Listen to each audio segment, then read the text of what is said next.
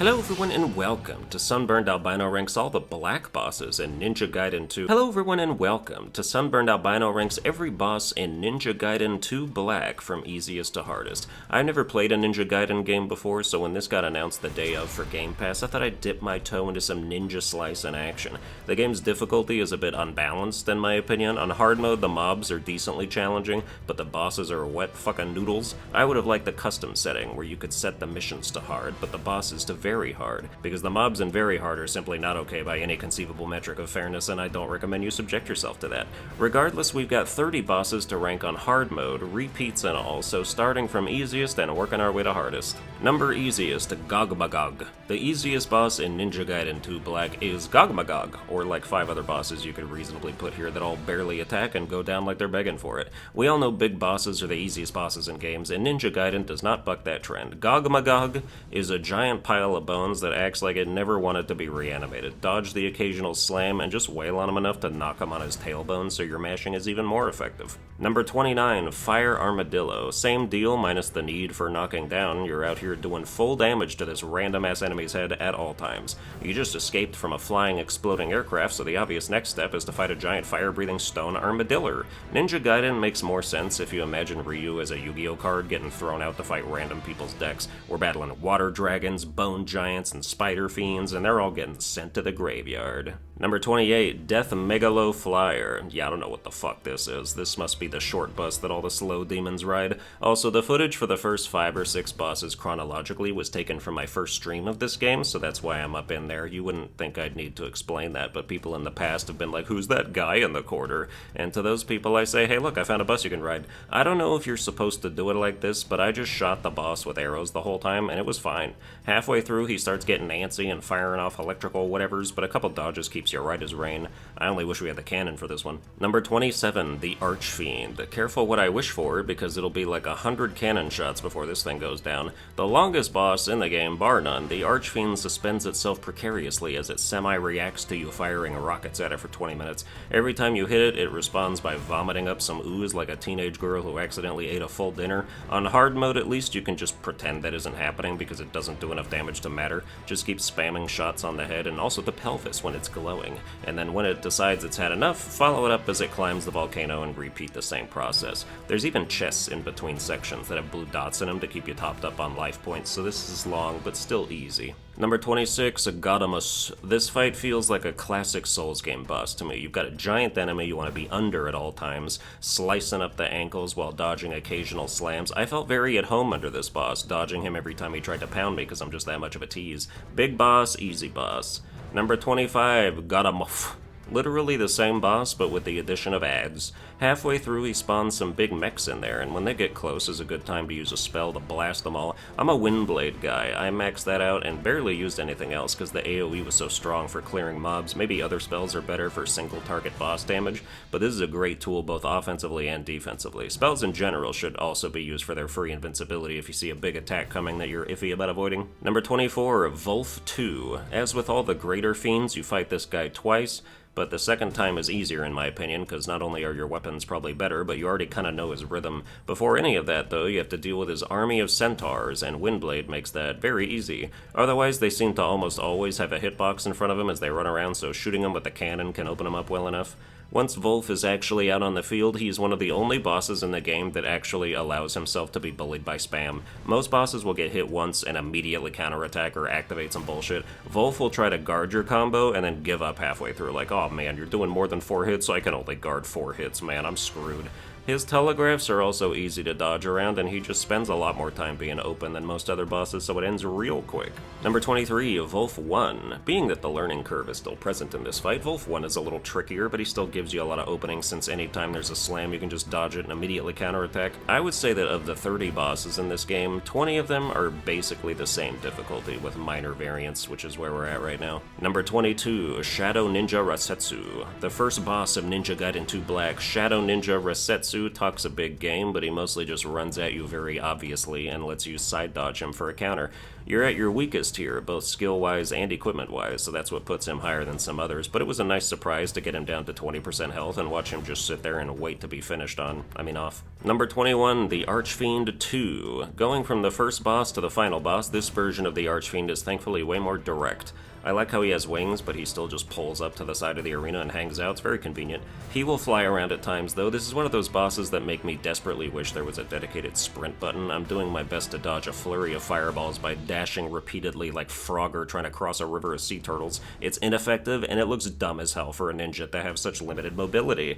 Give me Neo's sprint, and I'd be happy as an Irish samurai. Number 20, the Water Dragon. This is another stand there and shoot the boss situation, but with more dodges required to not get knocked into the water. The Water Dragon's attacks will launch waves toward you that you can side dodge and then just keep firing rockets at it intermittently. Imagine if this boss also spawned those ghost fish sometimes. I would literally turn the game off. Those are the most annoying fucking enemies. I see their design, and even if I knew nothing about this game, I'd be like, I could tell this is a remake of an old game, because only an old game would think it's okay to have swarms of those bitches stun lock the player over and over again in such rapid succession.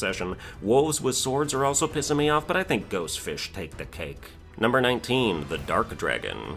It's not really a dark dragon, just a regular one. To be part of a dragon ninja clan and have to fight a real dragon is probably some kind of sacrilege, but this dragon isn't special, so maybe it's not worth revering. I used Enma's Fang, the great sword, pretty much the whole game. I tried other weapons as they came along, but I always found my way back to this bad boy. Its light attacks sweep groups of enemies and close the distance really fast to its targets. It's got one of the quickest and easiest inputs for the classic Izumo drop combos, and it still swings way faster than it deserves to. None of that really matters against this dragon, I'm just saying. Number 18, Marbus 2. If you know what it's like to fight Marbus the first time, this is a breath of fresh air. He does exactly the same stuff, but now you are Ryu, and therefore have moves that are good. Take care of the mobs as quickly as possible, which the greatsword is great for, and then you can focus on dodging certain moves as he comes down, which will open him up. If you try to block a move or get your block broken by one, he won't tucker himself out, so dodging is the key.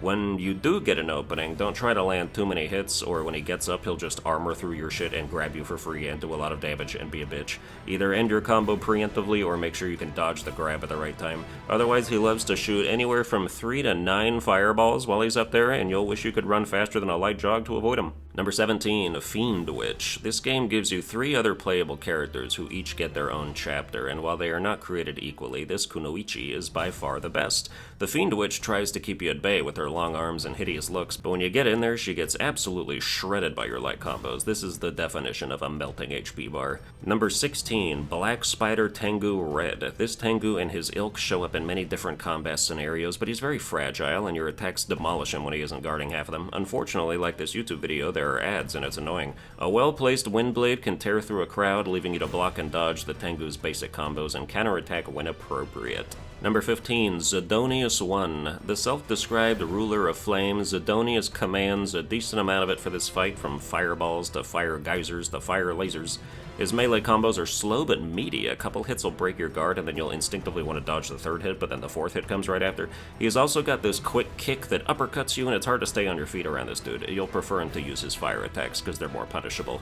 If you see him charge up his laser, a quick spell can invincibility your way through it, but yeah, this guy represents a decent ramp-up in difficulty, and if bosses on hard mode did any real damage, he'd be one to watch out for. Number 14, Genshin 1.0. The 1.0 release of Genshin is an introductory version with only a fraction of the content to come, but even in its mildly bare-bones state, it hits the ground running. Genshin does a lot of fast dashes and jumping attacks, and the key to victory will be internalizing the proper dodge timing of his more delayed hits and instantly counterattacking. You fight this dude 4 times over the course of the game, and each time I feel like I understand how boss mechanics work less and less. Half the time I counterattack this guy, he just acts like I'm not hitting him. These guys only have certain windows where they're actually staggerable enough to do a full combo on, but I have no idea how to tell when that's the case beforehand. Sometimes he stands there and just lets me hit him. Even if I drop a combo and start another one, he'll sit there and take it, and sometimes I do 1 hit and he's like, my turn. It seems like there's variance even during the same openings, so the same pressure at the same time will work the same way, so that's cool, I guess.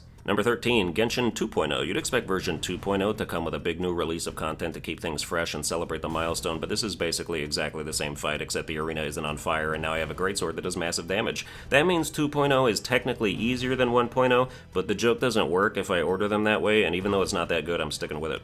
Number 12, Black Spider Tengus 2. This also isn't the first time you'll fight both of these dudes together, but the arena is super narrow here, so it's harder but more necessary to keep them apart. They get a tornado attack that's annoying, but otherwise they're just clones that do the same easy combos. Number 11, Alexei 1. The horniest fiend in the game. Alexei's out here kissing the Statue of Liberty like it's the first episode of Family Guy. He does this attack where he envelops himself in wind for a bit, but he's still technically damageable during it, so you can just mash on him.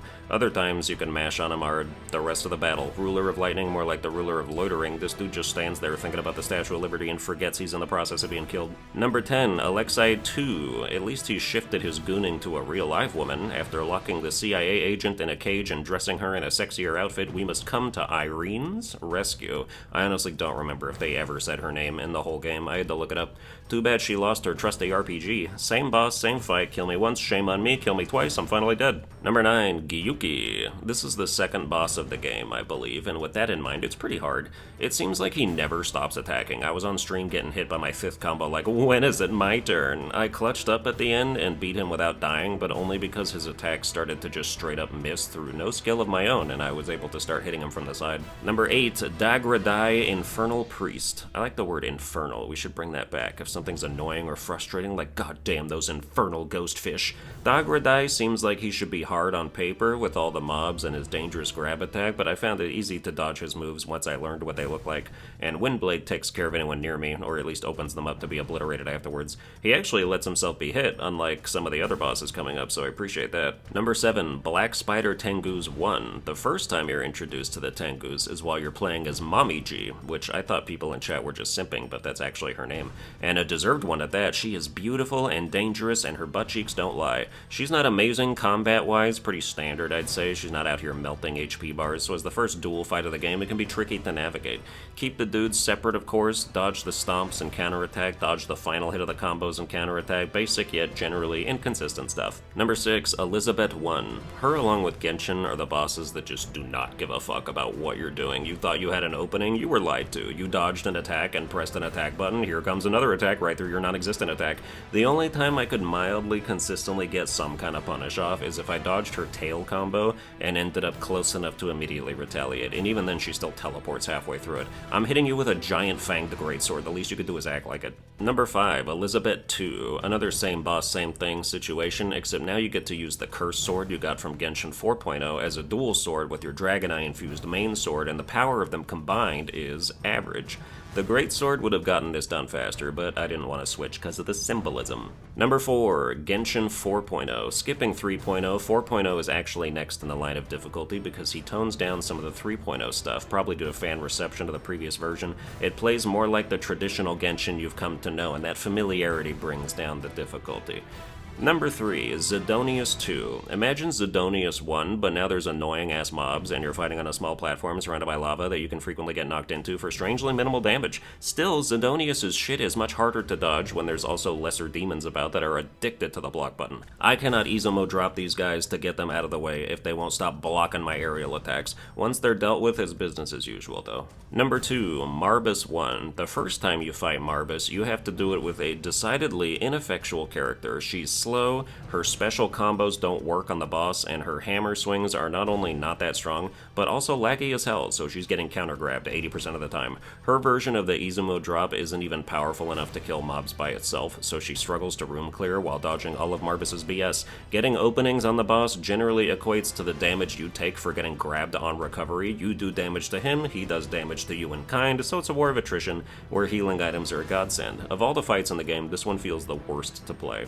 Number 1, Genshin 3.0. The hardest black boss in Ninja Gaiden 2 is Genshin 3.0. It's like the third Dark Riku fight in Kingdom Hearts Chain of Memories. You got the previous fights that are nothing special, and then they turn around and give the dude one broken move that the whole battle hinges on avoiding. If Genshin 3.0 uppercuts you at the end of his combo, or sometimes near the beginning of one, he will fly up there and blatantly infringe on your Izumo drop copyright, which even on hard mode can take half your health bar. It's all this MFer wants to do. He saw the way we play the main story, doing drop after drop on those poor defenseless ninjas, and said revenge is a dish best served repeatedly. But yeah, even though that move is dangerous and he does not care about whether or not you've earned a counterattack, the incredibly fast-paced nature of these battles means it'll be over in like a minute either way. But that's gonna do it for this boss ranking. I hope you enjoyed it. If you did, you can like, share, and subscribe. Watch all my other videos while wall bouncing 40 times in a row, and I'll see you guys next time.